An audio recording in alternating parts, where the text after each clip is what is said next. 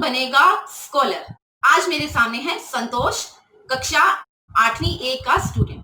तो अपना परिचय देंगे संतोष। मेरा नाम संतोष कुमार है। मैं government boys senior secondary school NIT 3 का छात्र हूँ। और संतोष को बागवानी में और पढ़ने में बहुत ही रुचि है। तो संतोष, पहला क्वेश्चन आपकी स्क्रीन पर ये रहा।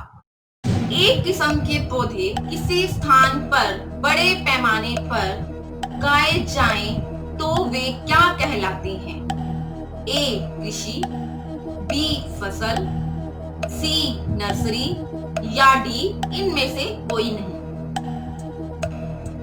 सोचिए।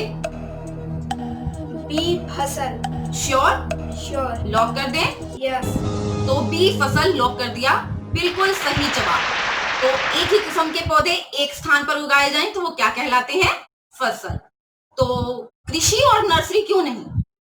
क्योंकि कृषि जो होता है उसमें फसल के साथ साथ पशुपालन भी किया जाता है, जबकि नर्सरी में एक ही किस्म के नहीं बल्कि अनेक प्रकार के पौधे उगाए जाते हैं।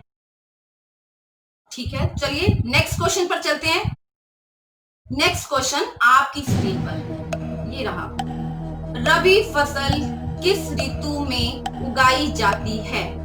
A वर्षा, B शीत, C ग्रीष्म या D बसंत? रबी फसल। मैम, आपने मुझे बताया था कि खरीफ फसल वर्षा ऋतु में उगाई जाती है, जबकि रबी फसल शीत ऋतु में उगाई जाती है। इससे इस क्वेश्चन का आंसर B शीत होगा। तो श्योर? लॉक कर दें इसे? श्योर। तो कंप्यूटर जी B शीत को लॉक कर दीजिए। सही जवाब।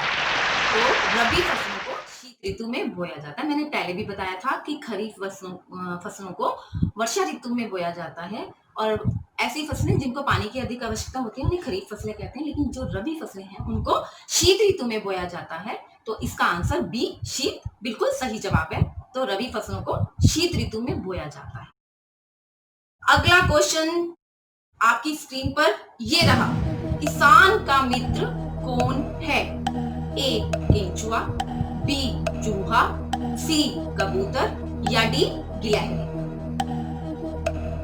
चूहा जो होता है वह किसान जो भंडारण करता है अनाजों को, उनको खा लेता है। कबूतर भी दानों को चुग लेता है और गिलहरी भी। इस तरह जो ये चूहा, कबूतर और गिलहरी हैं, ये किसान को हानि पहुंचाते हैं। और केंचुआ जो होता है वह मिट्टी में उपस्थित सले गले पदार्थों को अपघटित कर मिट्टी में मिला देता है। इससे किसान को बहुत फायदा होता है, इसलिए इस तरह किसान का मित्र A केंचुआ होगा। श्योर? तो किसान का मित्र केंचुआ है, क्योंकि केंचुआ सड़े गले पदार्थों को अपघटित करके मिट्टी में मिला देता है और उसे खाद बना देता है। तो किसान का मित्र केंचुआ है। अगला क्वेश्चन संतोष आपकी स्क्रीन पर ये रहा। कौन सा जीव मृदा में रहता है? A कॉकरोच, B केंचुआ, C सिल्वरफिश या D जोंक?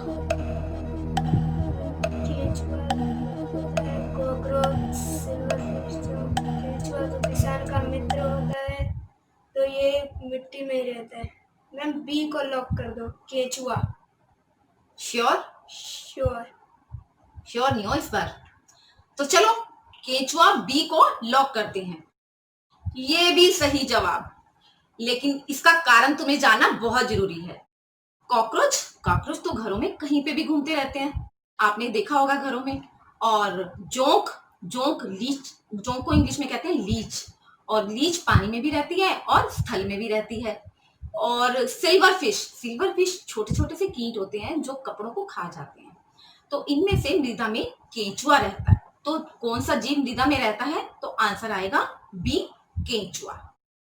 तो आगे बढ़ते हैं संतोष। अगला क्वेश्चन आपकी स्क्रीन पर ये रहा। सिंचाई का पारंपरिक तरीका नहीं है। A मोर, B ढेकली, C रहट या D ड्रिप? तो सोच कर बताएं, सोच समझ कर संतोष। मोट, ढेकली और रहट तो ये पारंपरिक हो गए।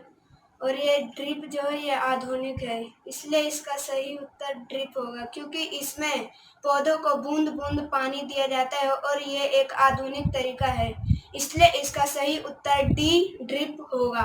तो लॉक कर दें डी ड्रिप? लॉक कर दिया जाए। तो ये बिल्कुल सही जवाब।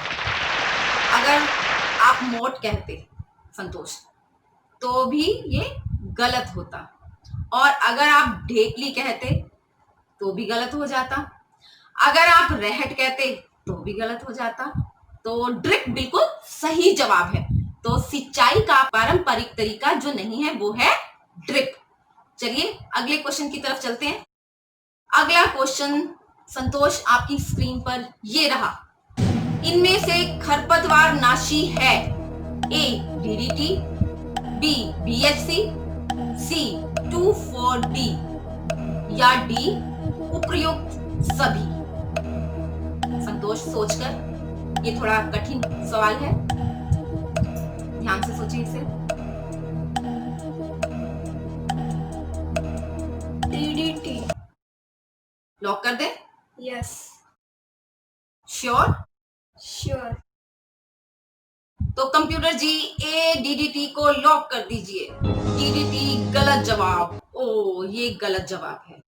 तो इसका सही जवाब है 2,4-D, क्योंकि जो डीडीटी है वो कीटनाशक है, ये इन्वायरमेंट को नुकसान पहुंचाता है, और जो बीएचसी है वो पीड़कनाशी है। पौधों पर जो कीड़े होते हैं जो उनको खाते हैं उनको मारने के लिए काम आता है। और इसका सही जवाब है 2,4-D। उपयुक्त सभी डी तो हो नहीं सकता, क्योंकि ना तो ये डीडीटी है और ना ही बीएचसी। तो इसका सही जवाब है 2,4-D। तो खरपतवार नाशी कौन है? 2,4-D।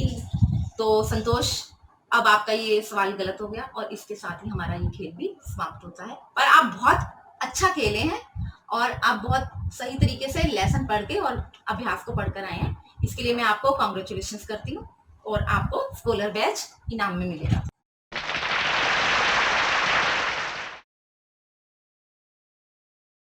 तो ये बन गया आज का स्कॉलर। आप भी ऐसे पढ़िए और स्कॉलर बनिए और गिफ्ट इनाम में पाइए। Thanks ma'am.